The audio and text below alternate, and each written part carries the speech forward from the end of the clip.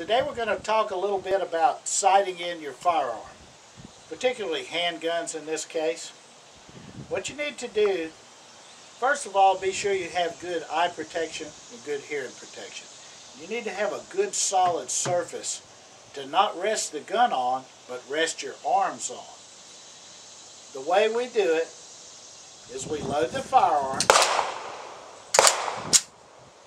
and sit down. You have to have a good solid chair to sit on, and that way you can rest your arms on the table facing the target.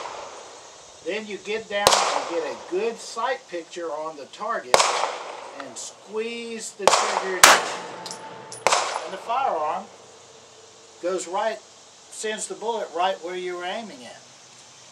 If you do this repeatedly and do it the same way every time, you can always sight your gun in.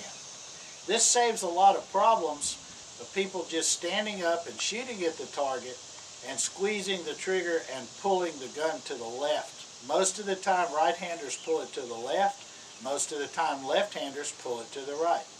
Once again, just look at the target, right on target.